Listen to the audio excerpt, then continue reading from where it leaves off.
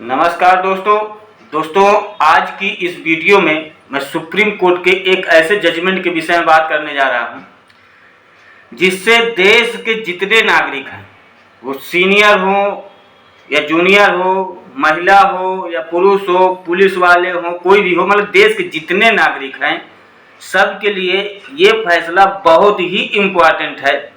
इस फैसले से देश के जितने आम नागरिक हैं उनको बहुत बड़ी राहत और पावर मिली हुई है। उस जजमेंट के विषय में बात करने जा रहा हूं। जब से जजमेंट आया है तो लोगों में एक खुशी का माहौल सा छा गया था, तो उसका पूरा डिटेल मैं इस वीडियो में बहुत ही शार्पली तरीके से दूंगा। और देश के जितने नागरिक हैं इस जजमेंट की जानकारी रखना उनको बहुत ज़रूरी है, क्योंकि जब जानकारी रहेगी कोई चीज़ का तभी आपको उसका पावर इस्तेमाल कर सकते हैं।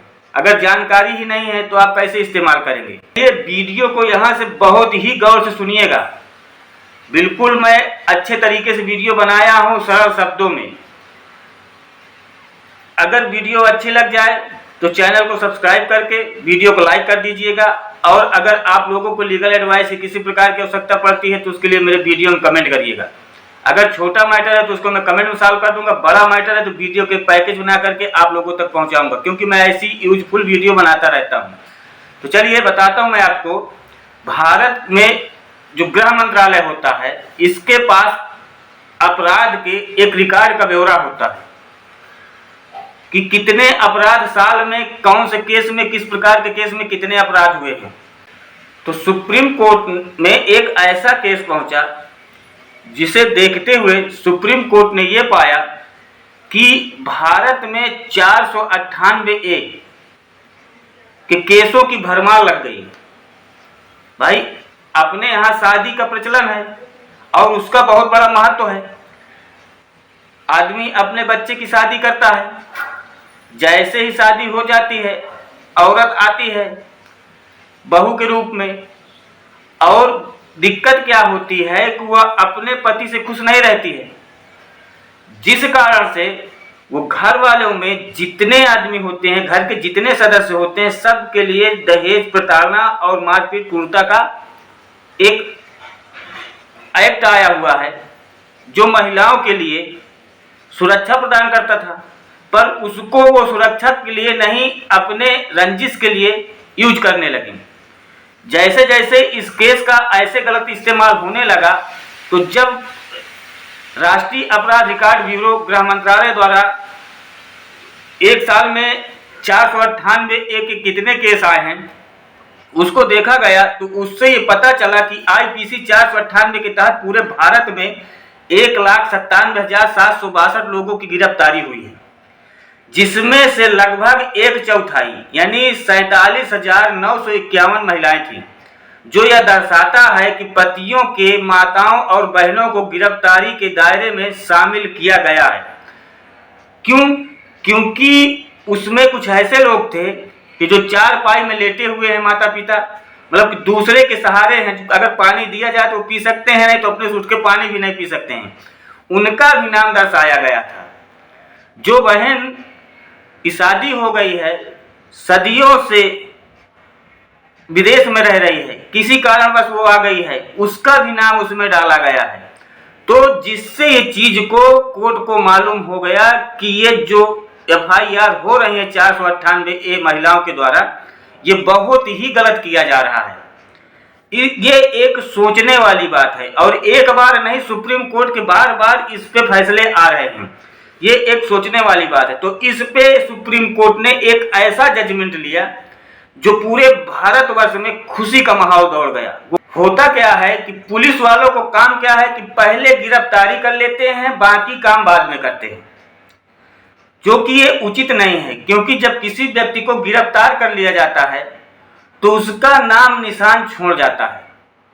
जैसे ही व्यक्ति को गिरफ्तार किया जाता है, टोला वाले हैं, मोहल्ले पड़ोस के जितने लोग हैं, रिलेशन वाले हैं, जितने लोग हैं, उनमें एक हीन भावना भर जाती है कि ये जरूर गलत कार्य किया है, तब पुलिस इसको गिरफ्तार की है। तो जैसे ही महिलाएं इस पे एफआईआर दर्ज करवा देती हैं, पुलिस आती और सबको गिरफ्तार कर लेती थी।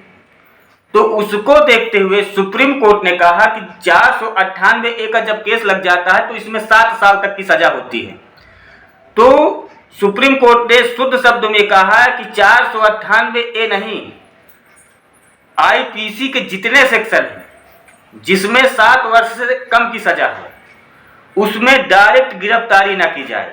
पहले उनको CRPC 41A की नोटिस दिया जाए। अगर व्यक्ति पुलिस के बुलाने पे आते हैं और आकर के जब आप बुलाते हैं वो आपके सामने खड़े हो जाते हैं, तो ऐसे लोगों को गिरफ्तार न किया जाए जब तक कि पुलिस अधिकारी सबूत को, साक्ष्य को जुटाने में सक्षम न हो जाएं कि ये जिस व्यक्ति को हम गिरफ्तार किए हैं यही दोषी है, हम ये चीज को सिद्ध कर सकते हैं, तब तक गिरफ्तार न किया जाए। सुप्रीम कोर्ट ने यह आदेश दिया कि फैसले की प्रति मुख्य सचिवों के साथ साथ सभी प्रदेशों के पुलिस महानिदेशक और सभी उच्च न्यायालय के रजिस्ट्रार को भेजी जाए ताकि इसका अनुपालन सुनिश्चित किया जाता है। देश के हर एक स्टेट में इसकी एक प्रति भेज दी गई, उच्च न्यायालयों में भेज दी गई रजिस्ट्रार के पास, और सरकार के जितने हैं स्टेट हैं हर राज्य सरकार के पास एक प्रति भेज दी गई कि आज के बाद से ये कानून को लागू कर दिया जाए कि आईपीसी के जितने सेक्शन हैं अगर उसमें 7 वर्ष से कम की सजा है तो उसमें व्यक्ति को डायरेक्ट गिरफ्तारी न की जाए जब तक कि आप एविडेंस देने में सक्षम नहीं हो जाते हैं कि हम इस व्यक्ति को ये साबित कर देंगे कि यही ये कार्य किया है, तब तक गिरफ्तारी न किया जाए। क्योंकि जब किसी को गिरफ्तार कर लिया जाता है तो समाज में उसकी इमेज धूमिल हो जाती है और उस चीज से वो व्यक्ति इतना हतोत्साहित हो जाता है कि समाज में सही से सर उठा करके चल नहीं पाता है। इसलिए पहले पुलिस अधिकारी को क्या करना है कि सबूत जुटाना है और CRPC 41A की तहत एक नोटिस देना है। अगर व्यक्ति उसको फॉलो कर रहा है, उसका पालन सही से कर रहा है तो उसको बिल्कुल गिरफ्तार न करें जब तक कि आप संतुष्ट न हो जाएं। और ये फैसला पूरे भारतवर्ष में लागू है। अगर आपके साथ कोई ऐसा कार्य हो रहा है जिसमें 7 साल से कम की सजा है तो उसमें आपकी डायरेक्ट गिरफ्तारी नहीं है जब तक कि आप वो गलत कार्य नहीं किए हैं। पुलिस वाले आपको डायरेक्ट गिरफ्तार नहीं कर सकते। ये पावर आप लोगों को इस जजमेंट से मिला है। आप लोग इसको हमेशा अपने माइंड में रखिएगा। भविष्य में आपके या तो आपके रिलेशन में कोई ऐसा कार्य हो रहा है तो आपको बहुत काम आएगा। आशा करता हूं कि वीडियो आप लोगों को बहुत अच्छी लगी होगी। अच्छी लगी हो तो कमेंट कर दीजिएगा, शेयर कर दीजिएगा, लाइक करके चैनल को सब्सक्राइब करके बेल आइकन को हिट जरूर कर दीजिएगा। उससे क्या होगा कि मैं ऐसी यूजफुल वीडियो बनाता रहता हूं और आप लोगों तक ये नोटिफिकेशन पहुंचता रहेगा और आप लोग वीडियो का पूरा ज्ञान प्राप्त करते रहेंगे। इसका कोई पेडिंग चार्ज नहीं है, बिल्कुल फ्री है। धन्यवाद।